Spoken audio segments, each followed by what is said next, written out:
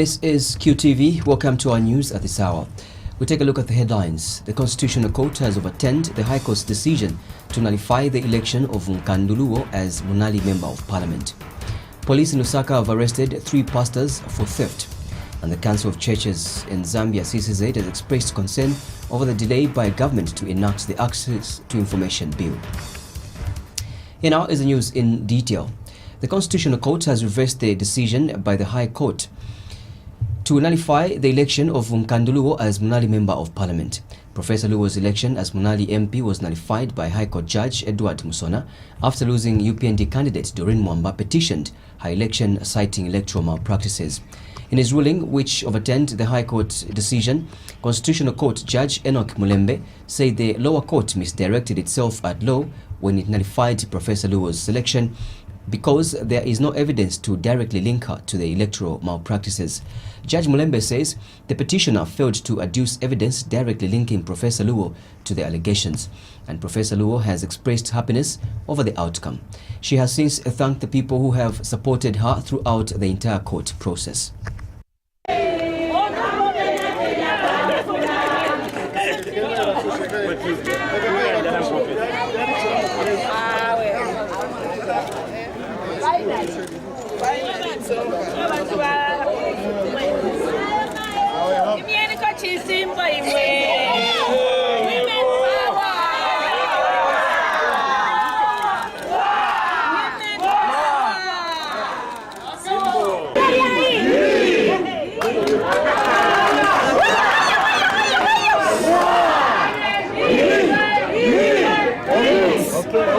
Okay.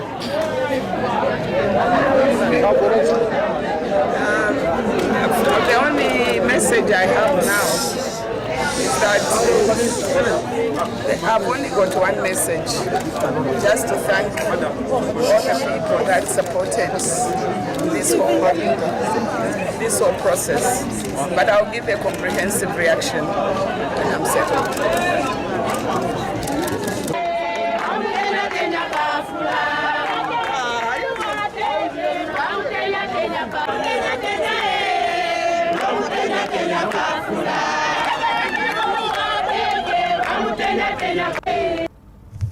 And Patriotic Front Secretary General Davis Mwela, who accompanied Professor Luo together with some cabinet ministers, has welcomed the Constitutional Court's ruling overturning the High Court's decision.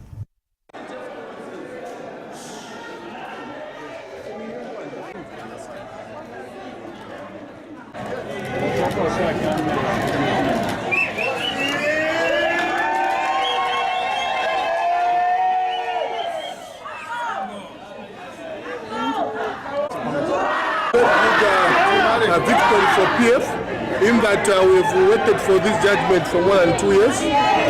What that means is that the judiciary is independent, there was no interference, so we have to continue now bring our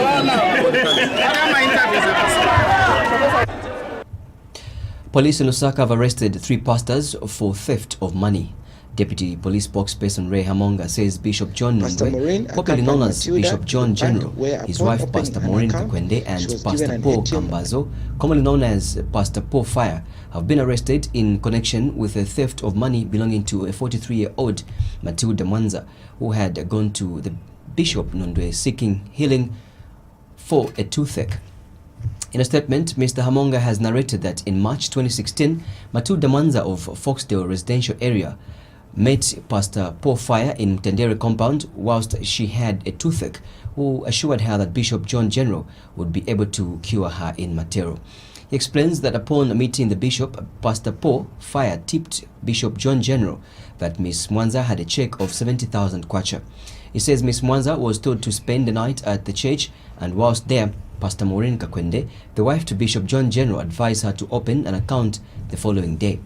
Mr. Hamonga says Pastor Kakwende accompanied Ms. Mwanza to the bank where upon opening an account, she was given an ATM card and withdrew 40,000 kwacha. He says Ms. Mwanza was later told to pay the tithe amounting to 21,000 kwacha as advance payment for the next 4 months to the church, while the ATM card remained in the custody of Bishop John General's wife as the accountant of the church. Mr. Hamonga states that when Ms. Mwanza left for the University Teaching Hospital to access treatment as her toothache was worsening, Pastor Kakwende also left for Kaputa for a month and upon her return, handed over the ATM to the owner, who later discovered there was no money in the account. The three have since been released on police bond after spending a night in police custody and will appear in court soon. Leader of the opposition in Parliament, Jack Mwimbu, has stressed the need to accord members of Parliament who die whilst in service dignified funerals.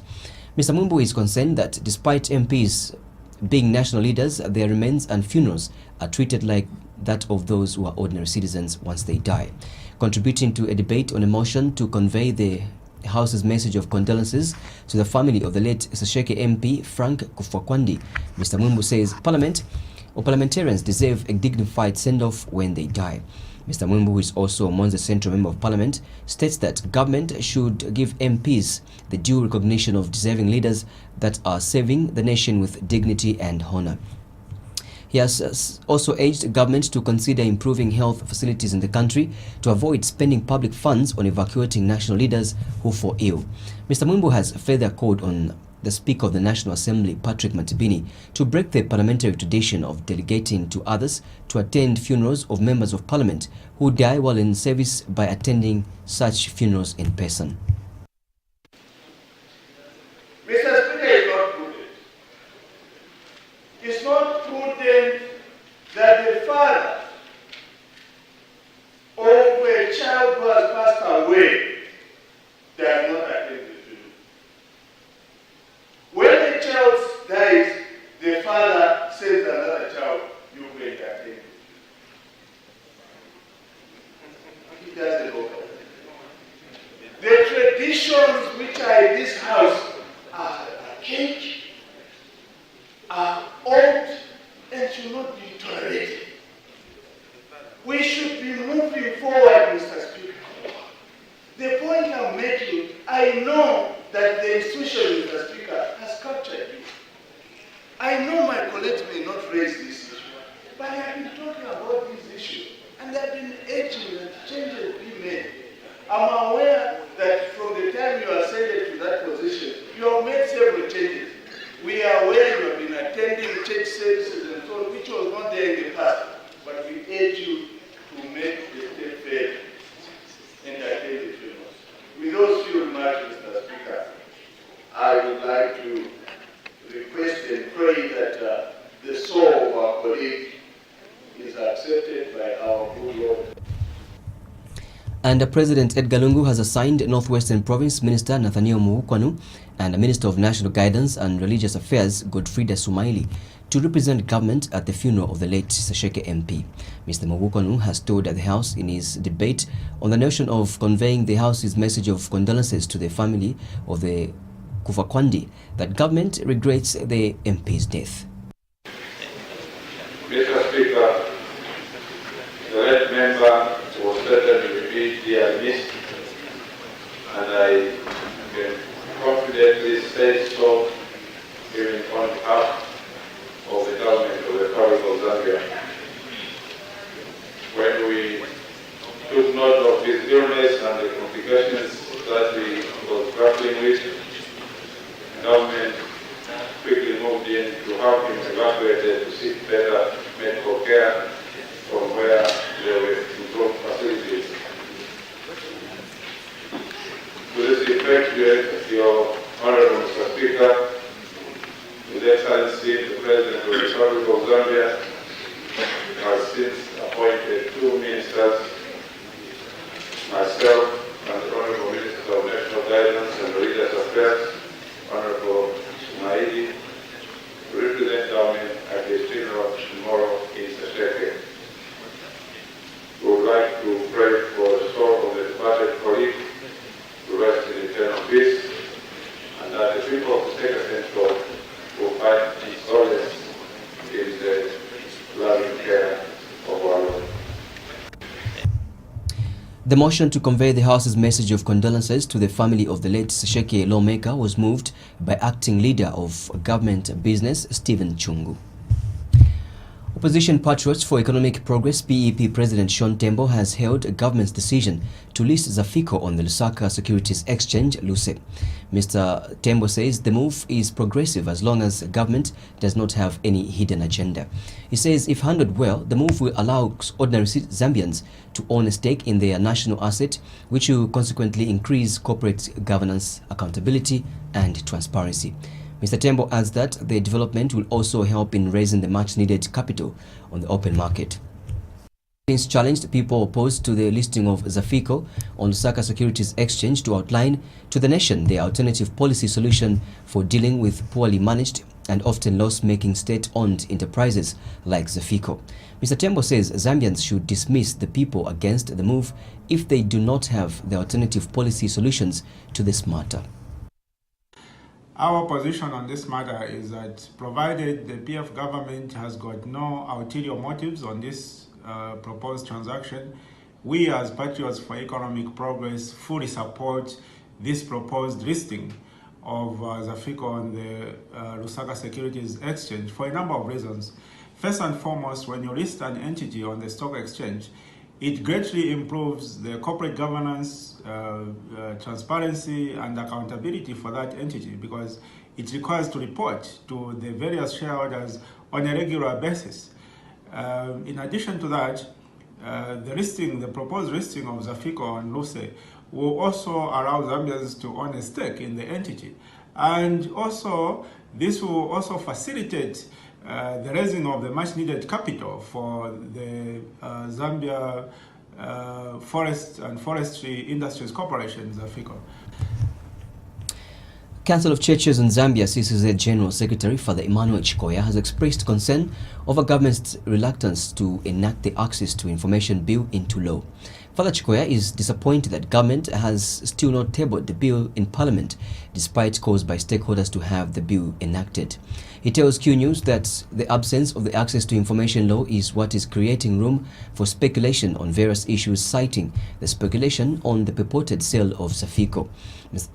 Father Chikoya says the Access to Information law is important when it comes to accessing information on national issues.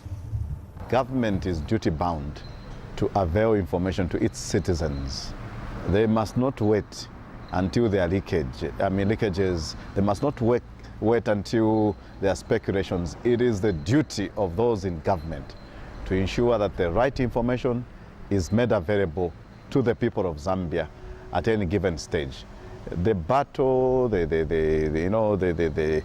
challenge to get the Access to Information Bill has been going on for a long time. What is the problem? Who is benefiting from all this kind of stagnation regarding the enactment of this law? It's definitely not the citizens. And sometimes our leaders feel they'll benefit by keeping people ignorant. Actually, we don't benefit anything. We need to have people that are able to be given quality information at the right time. So it is to the government's advantage to ensure that information is shared, not by force, not because they are forced by circumstances. So it's unfortunate that we have these scenarios where people even get detained, and at times lives are at risk because of speculations. We call across the political divide that whatever it is that we are going to state, it must be backed with facts, and we must be able to be consistent in terms of how we follow up on these issues. And so we'll make a comment at the right time regarding the Zafico issue. But it's unfortunate. It's not just Zafico. There are so many other issues where there are too many speculations, and at times some of them have come to pass. Government. Transparency International Zambia has called for practical solutions that will be able to reduce corruption risks in the mining sector. TIZ has also noted the need for stronger monitoring and enforcement measures that will enhance accountability and transparency in the mining sector. Speaking during the orientation workshop on mining for sustainable development, combating corruption in mining approvals, TIZ Information Officer Charles Chulu says TIZ is working with government and civil society organizations to improve transparency and accountability in the mining sector. Mr. Chulu says the workshop will also strengthen national and international policy and existing mining transparency initiatives to enhance the contribution of the mining sector to the country's development. Where we want to get information, in a way we want to promote transparency, in a way we want to promote accountability as well as integrity. So because this is mining for sustainable development, in a way it deals with land issues. The platform I'm about to show you doesn't necessarily belong to mining for sustainable development. It belongs to a project called Land and Corruption in Africa project. But it borders on land. And we understand how important a resource land is. So what we're trying to do now is getting to the people within the confines of their houses so that they themselves can start appreciating some of the processes that are around when it comes to issues of acquiring and owning land. So this platform was developed as a result of a needs assessment that was conducted, and one of the recommendations was that we needed a platform that informed the people on what they do, what they need to do in terms of processes. The Zambia Institute of Environmental Management, ZIEM, has called on local authorities to ensure industries emerging within residential areas adhere to environmental guidelines. ZIEM Executive Director Morgan Katati is concerned that some industries have been allowed to operate in undesignated areas. Mr. Katati has cited block-making factories as some of the most notorious industries whose existence in some residential areas has a huge and long-lasting impact on households where they are operating in. He states that while these industries may be a source of employment, there is also need to look at their negative impact on people who reside in areas where they are located. Details in this report. Dust from industrial processes has been linked to eye, nose, and throat irritation, leading to coughing and decreased lung function, among other health challenges. These are but a few challenges that the mushrooming of block-making factories in residential areas are likely to bring. However, some communities are arrived to this fact and cannot allow the situation to go on. Yes, right behind, just right behind, barely 3, 4, 5, 6, 7 meters. That is where a residential house is located. Now, we can talk about situations, no, we're going to mitigate, we're going to do this. Nothing has been explained by DEFNI as to what mitigating issues they've taken into account. What have they done in relation to dust? What have they done in relation to ensuring that the noise that is heard at 5 a.m. and 6 in the morning when they start running their equipment stops? I cannot bargain on the health of the community for the noise pollution. We cannot bargain with the health of the community for the impact that is going to have on the aquifer there. However, there are some communities who do not care what is obtaining in their vicinity, maybe due to ignorance on where to report such cases, and they have left the situation to go on just like that. These block-making factories in areas designated for residential settlements may also be a source of problems such as water contamination and vibrations that would lead to the raising down of nearby houses in future. These vibrations will definitely have an impact on the aquifer Dr. Moyo was talking about. And not only that, that tank is made of concrete. Reinforced as it is with steel, the vibrations themselves on a long-term basis will end up having cracks. It is for this reason that the Zambia Institute of Environmental Management, ZIEM Executive Director Morgan Katati, is calling on powers that be to enhance their regulations on such industries. We know that certain micro meters of dust, it can be very, detrimental to the health of the people, especially when we're talking about particulate matters. Because these block-making industries, they involve the use of cement and also the use of sand. So depending on the level of utilization, obviously they'll be able to produce certain quantities of particulate matter that once taken by the surrounding people may have some health impact. So it's important that a regulatory authority, I mean even the local authority like Lusaka City Council, can come, can move in and be able to have a conversation and also bring this to a stop, because obviously it is affecting the way the environment operates and also the human health. There are actions every day people can take to protect the environment, and ensuring these factories are built in right places is just that. Chilesha Mwango reporting for QTV News. Ministry of Health Permanent Secretary in charge of Technical Services, Dr. Jabin Mulwanda, says the Ministry of Health is committed to ensuring there is health security in the country. Speaking in a speech read on his behalf at the University of Zambia School of Medicine induction ceremony by the ministry's Assistant Director, Dr. Wesley Kaonga, Dr. Mulwanda says the ministry intends to recruit 30,000 healthcare workers by 2021, and such ceremonies are in line with its plans. He says those graduating will help provide a pool of health workers that will help provide healthcare services in the country. Dr. Mulwanda has since employed the graduates to ensure the skill that they have acquired is put to good use and help attain the universal health coverage. I want to say that so far, Midway will be able to put or to recruit more than 50,000 healthcare workers. And so for those that are graduating, we know it offers a pool from which we will be able to call upon and ensure that the health services that needs to be provided to the general populace is something that we can achieve. The Ministry of Health has committed to ensure that we have universal health coverage using the primary health care approach, and to note that in the midst of the ones that are graduating today, we do have environmental health practitioners who form part of the frontliners as we implement primary healthcare services, is again something that we want to know the university for having achieved. As a ministry, we have committed ourselves also to ensure that there is health security within this country. Speaking at the same event, University of Zambia Vice Chancellor Professor Luke Mumba says despite graduating so many healthcare workers, the schools at the university are faced with a number of challenges, such as teaching space, training equipment, and inadequate funding to support training.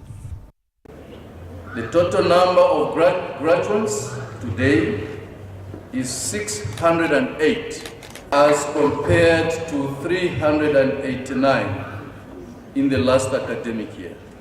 This represents a 56% upward increase in terms of the numbers. And the breakdown is as follows. Nursing, 252. Out of this number, 64 come from our full-time program, while 188 from our distance mode. MBCHB, 117. Pharmacy, 66. Bachelor of Science, 67. And this program is offered in partnership with Chainama College of Health Sciences. And then we have the Biomedical Sciences, 52. Environmental Health, 29. And Physiotherapy, 25. And one of the graduating students, Chitu Cholwe, says despite all the challenges faced during their training, they still worked hard to achieve what they have today. Fashioned, well-equipped, superseding splendid health professionals we are today. We will always walk in the shadow of your greatness. Family and friends, whose faithful love and support knows no limit. Looking at how far we have come, both individually and as classes in various disciplines, we have grown both physically and mentally, with the help of the hardships at Ridgeway, such as being squattees, no BC, repeating, you can name it all. Our time here has not been a walk in the park. We have faced many challenges and obstacles, which we had to overcome. I cannot imagine the number of family members here grateful that their loved ones no longer have deadlines. Fashion. Minister of Chiefs and Traditional Affairs Lawrence Chalwe has appealed to royal establishments in the country where chiefs have died recently to handle succession processes properly to avoid wrangles. Mr. Chalwe says his ministry is deeply saddened by the passing on of chiefs in various parts of the country between October and November 2018. Mr. Chalwe says he has noted the several succession disputes in various chiefdoms. Therefore, the need for royal establishments to ensure that successions are conducted in the right and proper manner to avoid the wrangles and that are already going on. As a ministry, we are deeply saddened with the passing on of several chiefs. Our prayer as a ministry is that the various royal establishments will conduct the succession process properly, such that we do not have more succession disputes coming in. As you may be aware, we have several succession disputes that are coming up in the country. A tire expert has advised motorists to adequately prepare their motor vehicles ahead of the rainy season. Patrick Nkunde, who boasts of 15 years experience in motor vehicle tire and suspension management, says the rainy season is quite challenging when it comes to motor vehicles and requires motorists to be on top of things in as far as management of their vehicle is concerned, especially the aspect of tires. Speaking in an interview with QTV News, Mr. Nkunde explains that motorists should ensure that tires on their vehicles have the right thickness, as that enables the pouring of water away from the road, thereby giving the vehicle proper contact with the road. He says it is this contact that makes it easy for the vehicle to maneuver on the road. Mr. Nkunde has also advised against using different makes of tires on a motor vehicle, which he says makes the response of the vehicle difficult. The tires, as you may know, the size of the tire that we move on is no bigger than an A4 paper. So the plane that the vehicle moves on, the plane itself, for a four-wheel tire is no bigger than A4 paper. If you cut the paper into two from the bottom up to left to right, top to the bottom, those are the pieces that indicate the size of the contact surface of the tire to the ground. Well, tires go together with suspension. A lot of times you hear people say that, oh, I'm going to have the engine serviced, but also equally, the suspension must be serviced, because when you service suspension, you're actually maintaining the power that the vehicle is designed on. But power without control is nothing. If the suspension is not able to control the power of the engine, then the vehicle, you won't be able to control it. So in as much as we attend to the engine, let's attend to suspension. Suspension, you're talking about the tires, your shocks, your CVs, your rack ends, your ball joints, everything that actually is undercarriage must be well maintained so that your vehicle is actually safe to drive. The tires. The Lusaka City Council has disclosed that management of waste in the city continues to be the biggest problem it is grappling with. Lusaka City Public Relations Manager George Sichimba has attributed this largely to people's irresponsibility when it comes to management of waste. Speaking to QTV News, Mr. Sichimba says the situation has been worsened by people who have turned drainages into dump sites. Mr. Sichimba explains that instead of sweeping the waste and dump it in right places after doing their business, some traders choose to shuffle the debris in the drainages. He says as a result of this, the city council finds itself spending resources on unblocking drainages at the expense of other needy areas. Mr. Sichimba has since appealed to the general public to be responsible when it comes to waste management. That is the biggest challenge that we have, because even the new drainages that we are constructing, the other day I was in Chawama somewhere there, I found that people are trading they have even put covers on top, and they are trading on top of these drainages. And what they do is that the debris that remain at the end of the business day, instead of people collecting those and going to throw them in rightful places, or what people are doing is just sweep and push them into the drains. And you find that you keep on unblocking, even Kulimatawa around that place. People are in the habit of shuffling the waste in these drainages. And if you know, CBD the drainages are underground ones, and so sometimes it's even difficult to tell that someone has pushed in something solid that is blocking in there. So that is. Financial Sector Deepening Zambia FSDZ has observed that poor financial literacy is a major barrier to financial inclusion in Zambia. FSD Zambia Chief Executive Officer Betty Wilkinson says this is because many people are not knowledgeable or confident enough to manage their finances well. Speaking when she launched a report on a 4-month pilot project to increase literacy through the use of mobile phones, Ms. Wilkinson has noted that in order to enable more Zambians to benefit from the many products on the market, financial literacy and capability should be provided alongside financial products. She says the project has helped FSD Zambia understand that there is a real opportunity to expand the way people get information about services a little better and subsequently ask questions. Ms. Wilkinson states that financial inclusion is uniquely positioned to create transformative opportunities for millions of Zambians. They also revealed to us that they like to learn by different ways, some by hearing, others by reading. But what's important is that people have the opportunity to discover the basics and ask themselves questions with the ability to go back and listen or read the information again to make sure they understand and get it right. We are pleased with the speed at which this pilot took off. In fact, we're not pleased, we're shocked and thrilled. And we're really happy to see the diversity in people that were interested in the courses. From a young trader seeking to learn more about being a responsible borrower to grow her business, to the small-scale farmer interested to know more about how insurance could protect him and his family from potential losses. It's been valuable for us to see that the financial literacy platform works, and also that it works fast. This platform has shown that there's a real opportunity to expand the way that people get information about financial services, understand the services a little better, and subsequently ask the right questions.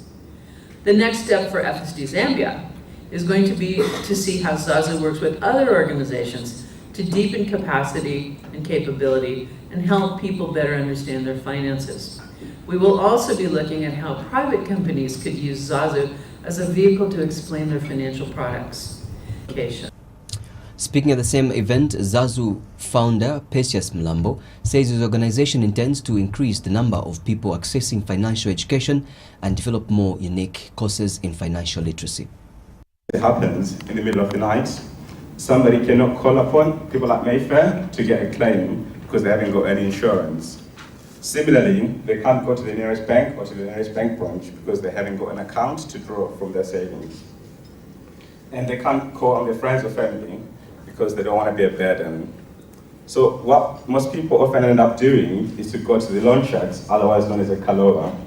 So these are people who give you maybe 20 kwacha and then you have to pay back 80 kwacha after a month. And the end result is just them stuck in this cycle of debt repayments. So at the beginning of the year, we had a hypothesis. If we developed financial content, would people use their phones to learn this? What we needed to do was to develop this content, so we approached FSD. And with FSD, we spent a few months looking at the various sources available. So we went to the Bank of Zambia and asked them, when you talk about financial literacy or when you talk about consumer protection, how do you define it? We went to the insurance regulator and said, when you speak about insurance, how do people understand it? We looked at the financial services available on the market and we saw how it happened. The financial item concludes our news, but before I take a run, here is a recap of stories in the headlines.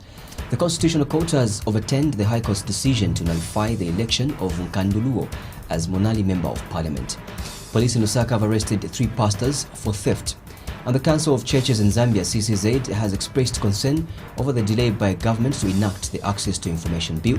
That will do it for the news at this hour. Thank you so much for being with us throughout. Bye-bye. God bless.